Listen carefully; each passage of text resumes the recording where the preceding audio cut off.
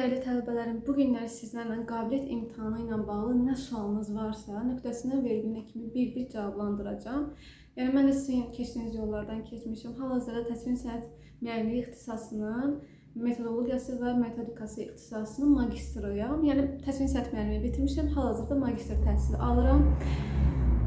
Həmçinin də abituriyent hazırlaşdırıram. Ona görə də bəzi uşaqlar üçün suallar yaranır. Instagramda olsun, YouTube'dan olsun mənə suallar ünvanlayırsınız. Mən də istərəm ki, ümumi bir dənə video çəkim, hamısını cavablandırım. Həm də sizin üçün asan olsun, aydın olsun. Bəzi suallar təkrar edir, mən onları ümumiləşdirdim, bir sual elədim. Birinci sualımız nə idi? Qabiliyyət imtahanı neçə saat olar? Uşaqlar, qabiliyyət imtahanı ixtisasdan ixtisasa dəyişir və saatları da dəyişir. Məsələn, dizayn ixtisasında akademik saat 6 saatdır. Siz orada 6 saat otura bilərsiniz maksimum. 6 saatdan sonra artıq imtahan vaxtı bitmiş olur. Yəni siz bu imtahan başlayan kimi məcbur deyilsiniz 6 saatın 6-sında da oturun. Yəni əgər heykəli bitirmisənsə 4 saat ərzində gedə bilərsən. Yəni orada bir şərt qoşmurlar. Sadəcə 1 saat tamam olmalıdır deyəsən, o da bir şərt qoyublar. Qabiliyyət imtahanında qiymətləndirmə necə olur? Uşaqlar, qabiliyyət imtahanında qiymətləndirmədə sizi 2 otaq şəklində ayırırlar. 8-8, 10-10 da ola bilər. Qarşınızda məsələn dizayn ixtisasından danışılır. Əslində hamısında belədir. Nə işləyirsinizsə naturadan, onu işləyirsiniz müəyyən bir vaxt ərzində və yekunlaşdığınız işi ya təhvil verirsiniz, ya da olduğu kimi saxlayırsınız. Orada piçatlanmış bir vərəq sizə təhvil verirlər. Bunu da qeyd edim ki, vərəqi siz özünüzdən aparmırsınız. Orada sizə təhvil verirlər. Yəni verirlər piçatlanmış formada. Və orada kodlaşdırılır. Vərəqiniz kodlaşdırdıqdan sonra sabahsı gün avtomatik sistemə cavabınız oturur. Maksimum yəni bir gün çəkir cavabların çıxmalı. Onlar çünki imtahanı yekunlaşdırdıqdan sonra tez-bazar qiymətləndirmə prosesinə keçilir və qiymətləndirmə də elə aparılır. Yəni qorxmayın ki, mənim qiymətim başqasının qiymətindən səhv salınır. Bu qeyri-mümkündür. Neçə illərdir ki, qabiliyyət imtahanı bu formada yerinə yetirilir və heç bir problem də olmuyor. Əgər problem görsəniz də, yəni orada müraciət edirsiniz ki, mən öz balımdan şübhə duyuram. Şübhə duyanda deyirəm, yəni daha yüksək layiq idim. Artıq orada komissiyaya verirsiniz. Apellyasiya verdikdən sonra da qiymətiniz ya düşə bilər, ya da aşağıya düşə bilər, qalxa bilər, enədə bilər. Orada sizə səhvlərinizi başa salırlar, yəni məlumat verirlər. Yeri necə təyin edirik? Yeri necə təyin edirik? Yəqin ki, tələbə deyir ki, imtahana oturan zaldan nəzər tutur. Uşaqlar, orada növbə ilə sizə içəriyə salırlar. Növbə ilə içəri saldıqda isə siz biraz aktiv olun da, yəni bir yer tutun özünüzdə, məsələn, hansı bucaqdan daha yaxşı, perspektivdən hansı necə işlədiyinizi diqqət verməlisiniz də. Yəni burada əsas məsələ budur, yəni aktiv olmalısınız. Çalışın vaxtında imtahana gedin, çalışın vaxtında biraz tez gəlin. Çünki orada biraz qalmaqal yaranır, tez içəri girməniz bir o qədər faydalıdır. Növbə ilə salırlar. Və bunu da deyim ki, uşaqlar, heykəl məsələn işləyirsinizsə profildə işləməniz daha yaxşıdır. Çox da yandan belə işləməyin. Çünki işləməyə yer qalmır. Artıq gözün bir hissəsi orada olur, ağzın bir hissəsi, qulağın hissəsi, bir hissəsi orada olur. Artıq siz həm də öz qiymətinizə də təsir etmiş olursunuz. Fəzlə fiqurlarından öndən işləmənizi tövsiyə edirəm. Biraz sağa meyil və ya sola meyil də ola bilər. Elə həmçinin belə. Yəni sizə hansı bucaq daha asandırsa ona qaçın. Yəni asanlaşdırın öz işinizi, çətinləşdirməyin. Hər şeyi də bəxtə taliyə bağlamayın. Hər şey insan öz əlindədir. Bəzi şeylər çıxma şərtilə, amma böyük bir əksəriyyəti bizim əlimizdədir. TİM imtahanı nə düşür? TİM imtahanı, yəni təsvir sənət müəllimliyi ixtisasında fəza fiqurları düşür uşaqlar. Fəza fiqurları həndəs fiqurlardır. Onlar düşür. Kürə, çevrə, alt bucaqlı, prizma və s. bunlar düşür və fonda parça məsələsi bəzən salınır, bəzən salınır. Parçanın daha belə xırda detallarına, naxış, əgər inanmıram siz naxışlı bir parça qoysunlar orada, işləməyə ehtiyac yoxdur. Sizə əsas məsələ nədir? Fəza fiqurları üçhəcmli formada, qəşəng ştrixlənmiş, kampankası yerində o formada yekunlaşdırmalısınız işinizi və çalışın işinizi yekunlaşdırıb təhvil verin.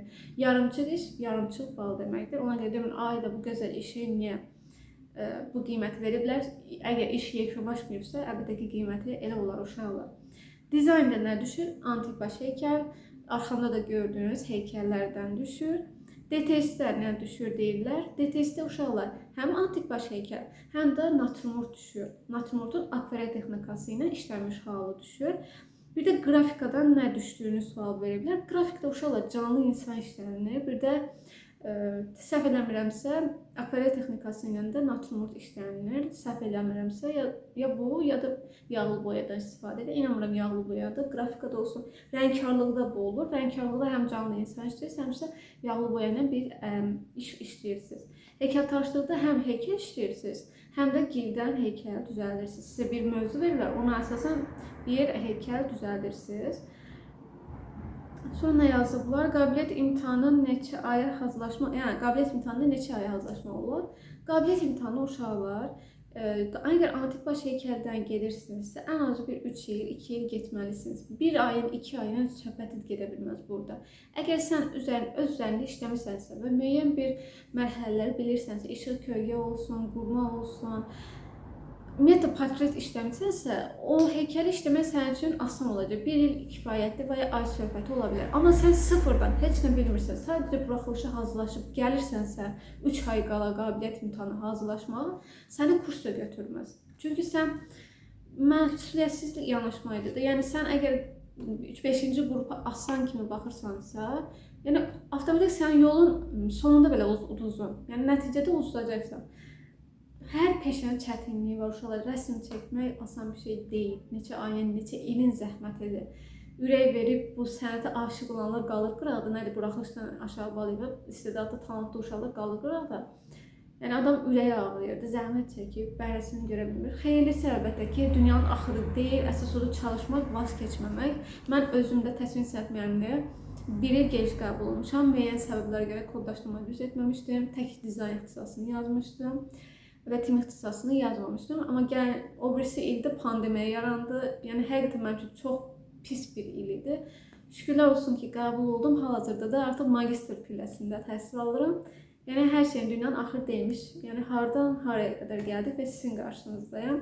Həqiqətən həyat bir çox qəribədir. Yəni bəzən təəccübləndirir insana. Bir də pambıqla yaymaq olarmı işi? Uşaqlar, pambıqla yaymaq qeyri-peşəkardır.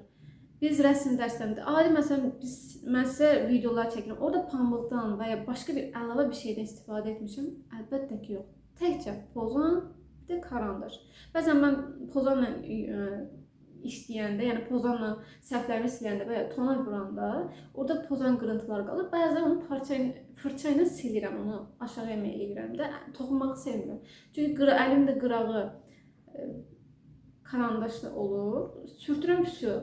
Orada bir xətt saxlayıram, ona görə ondan istifadə edirəm. Yoxsa onu mən yaymaq üçün istifadə etmirəm, qətiyyən yaymayım. Qeyri-peşəkar işdir, siz də imtahanda akademik iş istəyirlər. Ona görə bu xırda nüansa, önəmli nüansa fikir verin və çalışın. Barmaqla da yaymayın. Uşağa fikir verirəm, işləyib barmaqlayıram. Uşağı qətiyyən eləməyin. Sən bəlkə möhtəşəm işini aşağıya salırsan, yaymağa bal kəsirlər uşaqlar. Yumuşaq ştrixlə yayma arasında dünya qədər fərq var. Sonra isə imtahana girib, digərinə girə bilərmi? Məsələn, uşaq həm dizayn ixtisasına verib, həm qrafikaya verib, həm də məsələn təsvir sənət müəllimliyinə verib. Əgər sənin məqsədin dizayna girməkdirsə, dizayna da girmisənsə, digərlərini verə də bilərsən, verməyə də bilərsən. O artıq sən öz seçimində. Əgər uşaq dizayna birinci qabiliyyət imtahanına girib, kəsilib, müəllim, mən digər imtahanlara girmərəm, kimi deyir, girə bilərəm müəllimə, yoxsa girə bilmərəmmi? Belə bir sual ünvanlayır mən. Deyirəm, əlbəttə ki, girə bilərsən. Sən sadəcə yəni təəssüf ki, dizaynla kəsilmirsən. Sən digər imtahanlardan kəsilməmişsən ki. Yəni hələ də şansın var. İndi dizayn ixtisasında 21-i imtahan oldu, 27-si də oldu. Çox tələbə kəsdilər, elə haqsızlıqlar da məncə gördüm və elə işlər vardı ki, yəni o qiymətə layiq deyildi. Yəni dünyanın axırı deyil uşaqlar, bəzən belə olur, təəssüf ki olur. İnşallah bunun da qarşısını alınır, təkrarlanmaz bu hallar. Çünki insan zəhmət çəkir və zəhmətin də bəhrəsini görmək istəyir. Müəyyən səbəblərə görə geridə qalmaq, yerdə olsun deyə uşaqların qiymətini aşağı salmaq və ya başqa o qədər səbəblər var ki, bilirsiniz. Lazım deyil, haqq deyilən bir şey var, axır ki bu problemlər dolaşacaq. Yəni şansınız var, çalışın, əlinizdən gələn ən yaxşısını edin. İnşallah bu video sizə faydalı olmuşdur, müəyyən suallarınıza cavab olmuşdur. Əgər yenə sual yarandısa, şərh bölməsində öz fikirlərinizi bildirməyi unutmayın. Digər videolarımızda görüşənədək hələlik.